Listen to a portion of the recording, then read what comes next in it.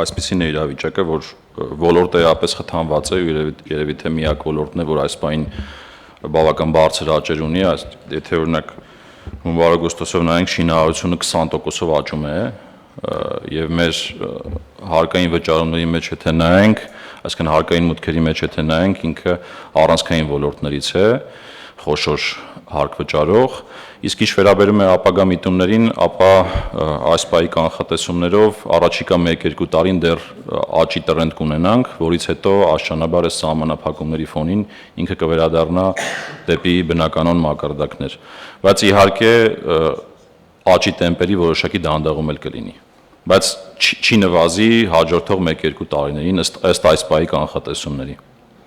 Իսկ այդ կառուցապատումը էլի շարունակվում է մերձ Երևանյան տարածքներում, թե այնուամենայնիվ գնացել է նաև մարզերի քաղաքներ։ Իրականում, երբ որ նայում ենք վիճակագրությունը, մինչև 2025 թիվը ավելի շատ կենտրոնացված է Երևանում, հիմա երբ որ նայում ենք աճի կառուցվածքը շինարարության ոլորտի, ինքը դիվերսիֆիկանում է, այսինքն ավելի մեծ ակտիվություն է աստիճանաբար նկատվում Երևանից դուրս։ Հետևաբար պոտենցիալ կա, որ Երևանից դուրս այդ աճերը կշարունակեն այս աջակցության ծրագրի ծավալները դեռևս առաջիկա այդ 1-2 տարիներին պահպանել։